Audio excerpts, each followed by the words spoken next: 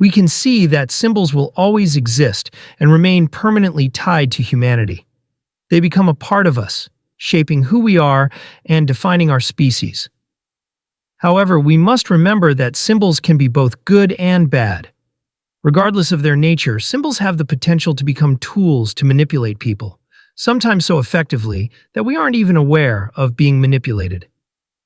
This leads to another question. What mechanism allows symbols to endure over time? For example, religion. Why have these symbolic systems lasted for thousands, even tens of thousands of years, and spread across the world? How should we view these systems, given their profound influence on human society? Should we question whether they are good or bad? Regarding religion, I think there are two key points. First, the mechanism that allows religion to endure, and second, how we should perceive this long-lasting existence. First, the mechanism making religion sticky or ingrained in society requires two things. One, symbols must be present everywhere and practiced daily, infiltrating various aspects of life. And two, the values these symbolic systems bring must be useful, applicable across generations, and create positive outcomes for the community in the long term. Only then can they establish legitimacy and longevity. For example, take Christianity as an example. It's a dense system of symbols, including stories, legends in the Bible, rituals like praying, attending church on Sundays, confession, and a host of artistic works, sculptures, paintings, music, architectural works. This symbolic system is everywhere, permeating the lives of believers, and even those of us outside the faith. Even if you don't believe in God, you cannot deny the moral values about family, community, and mutual support within that community have had a significant impact on the development of their society.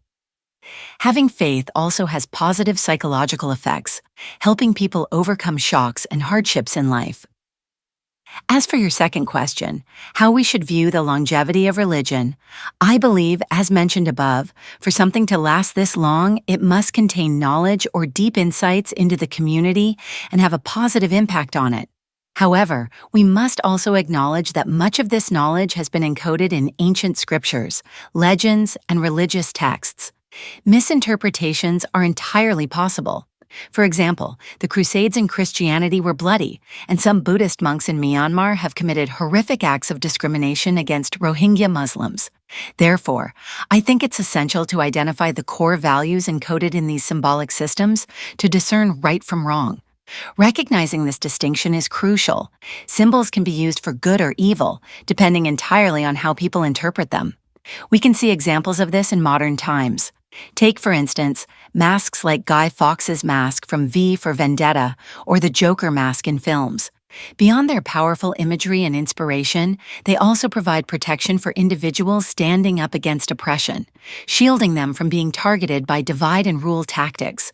For example, during protests in Hong Kong a few years ago, people used Guy Fawkes masks from V for Vendetta to fight against facial recognition technology in China's mass surveillance system. Wearing this mask allowed individuals to transform, becoming braver and more resilient in the face of violence and authoritarianism. Around the world, these types of masks are used by a diverse range of people, some from comics, literature, and films, while others are homemade symbols from local communities, designed by hand to reflect their authenticity.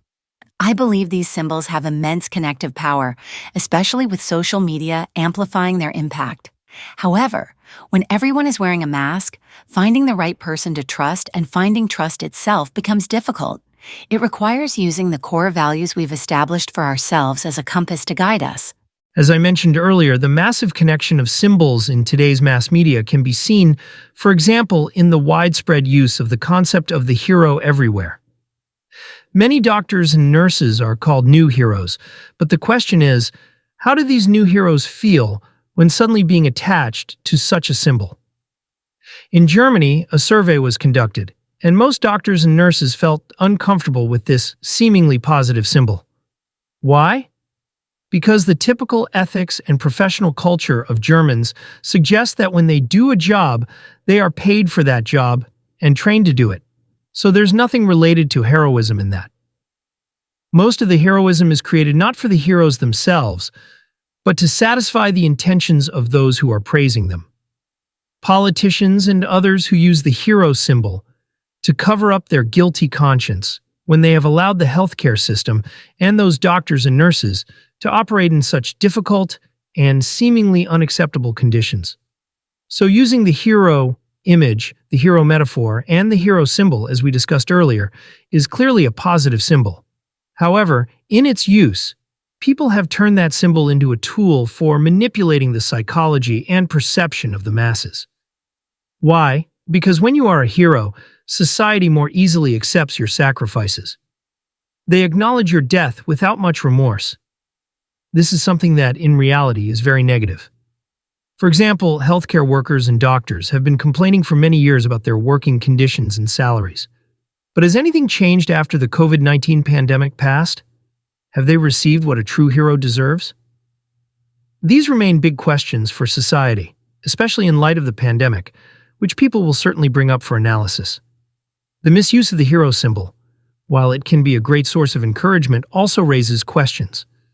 A German journalist once wrote, "Do applause and cheers really create workers' rights? And can applause truly pay your rent?" Today, when I opened Facebook, I saw two artistic images about doctors as heroes.